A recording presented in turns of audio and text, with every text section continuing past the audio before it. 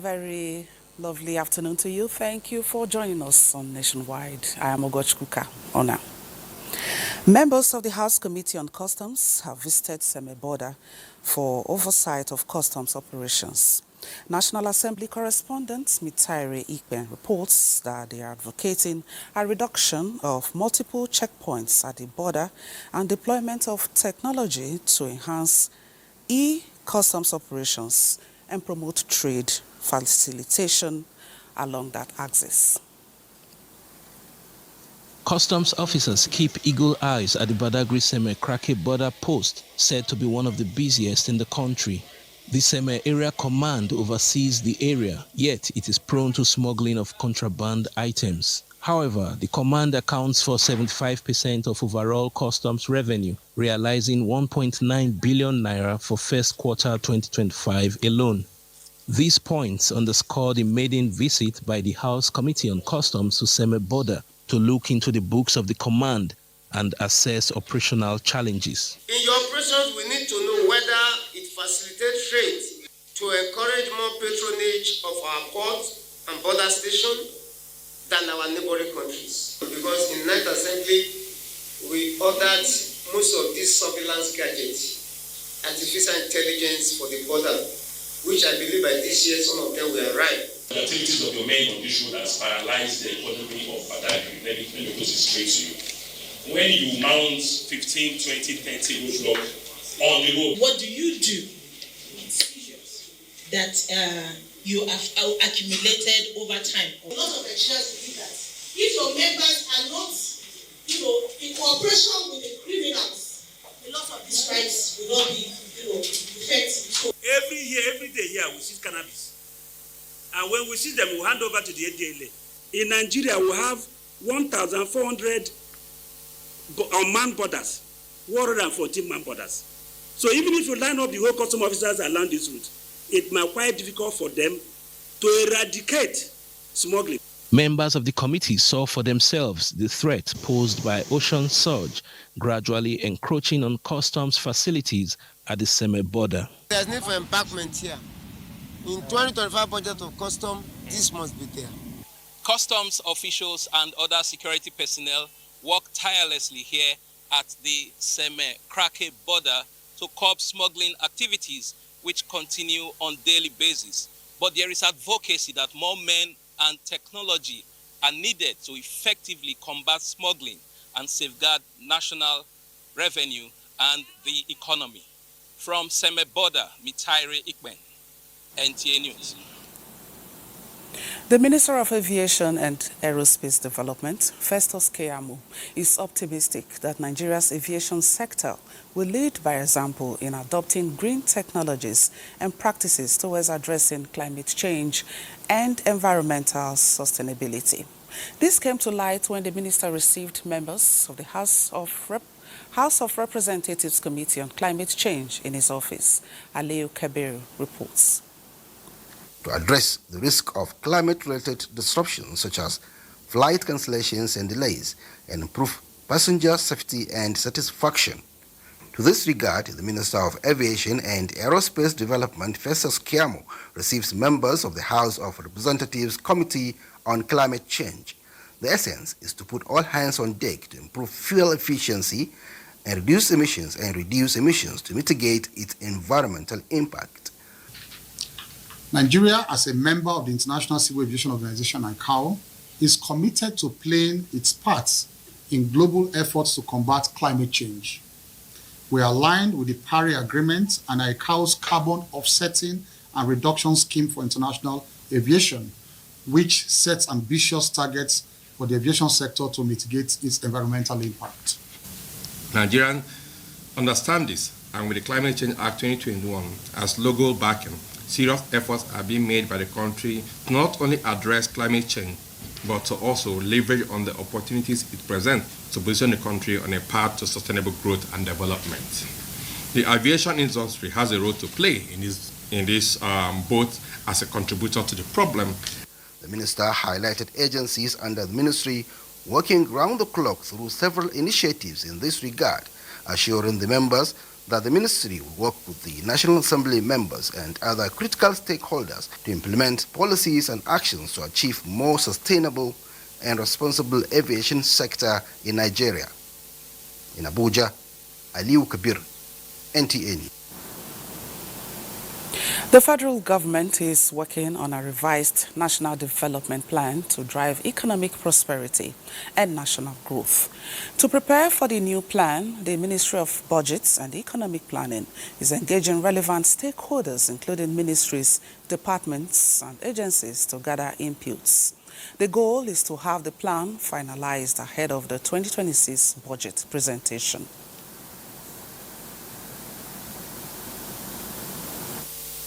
With the coming on board of the new National Development Plan, all sectoral plans will need to be upgraded. We also need to be reviewed. We also need to be revised in order to fully align with the new plans and horizon. All the policies that have been churned out by using the renewed hope agenda were already drawn in the plan. Even when you talk about the removal of fuel subsidy, the plan already said so. This workshop is basically to sensitize. So after the workshop, the next stage is to begin to prepare the plan. Enugu State Government is actively promoting agricultural development through various farm estate initiatives launched in the 17 local government areas to revolutionize agriculture and get residents to farm. The report. State government is set to revolutionize agriculture with the launch of 260 farm estates across the state. This project, tagged One World, One Farm, facilitator says will transform the agricultural sector. Discovering that Enugu State has 1.3 million hectares of farmland, His Excellency now wants to bring a way of using those lands to produce different types of crops. The farm estates will be equipped with modern amenities. Each estate will accommodate 200 farmers from local communities who will be allocated 1 hectare of land and receive training and extension services to enhance their knowledge of modern agronomy practices. Some of the equipment that we're going to be used there, some of the agro input that we bring in and where we have our farmers, we give them to enter that land in order to complement the effort of the government. The project is expected to have a great impact on the state's economy in Enugu. Kelechi Ochiara, NTA News. And now Kelechi Ochiara will now tell us more about Governor Peter Mbah's grassroots agricultural revolution tagged One World, One Smart Farm Estate. All right, where's Kelechi? Yes, Kelechi. So tell us more about this initiative. What is it all about? Thank you very much, Ogochukwu. Enugu State Government is embarking on a bold journey to revolutionize agricultural landscape with a farm estate program. An initiative poised to change. An initiative poised to change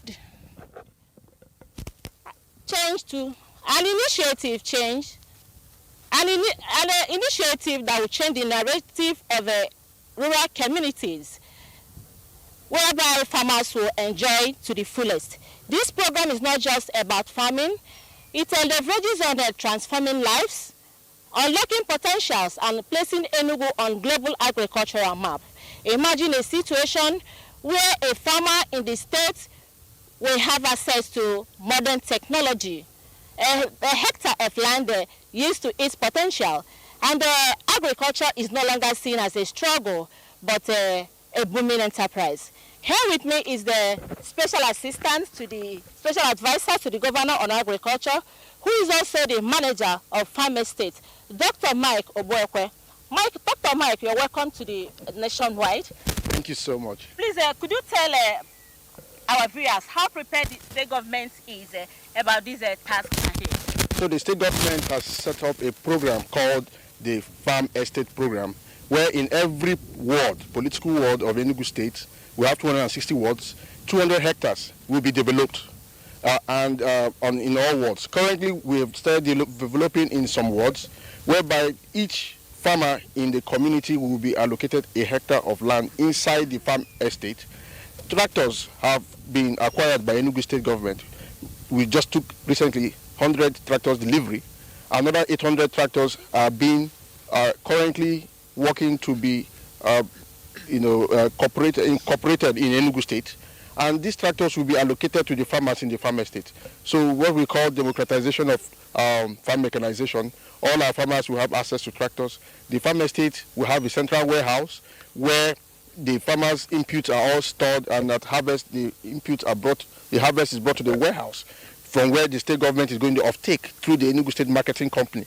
That farm estate is also fenced with roads inside, and they have access to agronomic services. So we have our agronomists going to train our farmers on best practices, and we have traceability such that from anywhere in the world you get our products, you can trace that this product came from this particular plot of land in a farm estate. So with that, we expect that 52,000 farmers are going to have direct jobs, employment, and another 150-something thousand farmers indirect jobs. Talk about the tractor operators, talk about the input suppliers, talk about even insurance companies.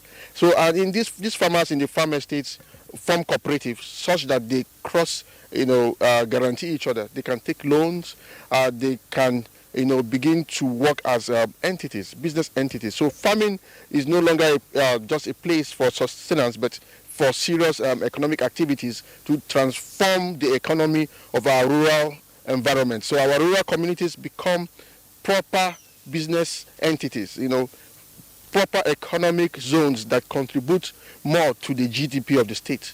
Because if you notice, the critical mass of the population reside in our communities, in our villages. So why don't we pay attention? That is what Dr. Peter Mba, the governor of Enugu State, has decided to focus on, which is go and streamline and structure and organize our rural communities to become economic centers that produce and help to boost the productivity of the nation, Nigeria.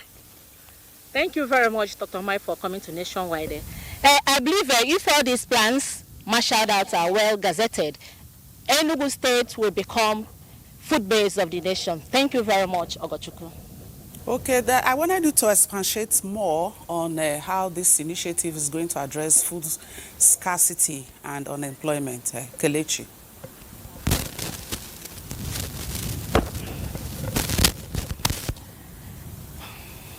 Thank you, Ogochukwu. I'm not hearing you very well. Okay, I wanted you to expatiate, yes. Tell us more on how this is going to address food scarcity and, of course, unemployment. So well, and the residents and the rural community members, they are very happy about the initiative. And I feel at the end of the whole thing, they are going to have a food bountifully in Enugu State, and neighboring states will be coming to take food from Enugu. Thank you very much. All right, thank you very much, Kelechi, and of course, our guest for that update. And of course, the news will now continue in our Lagos Network Center, and Hingino is our guide.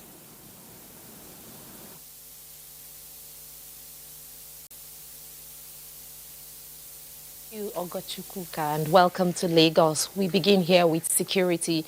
Nigeria Police Lagos Command is determined to sustain the peaceful atmosphere in the state through regular engagement with stakeholders and ensuring peaceful assembly of civil society groups.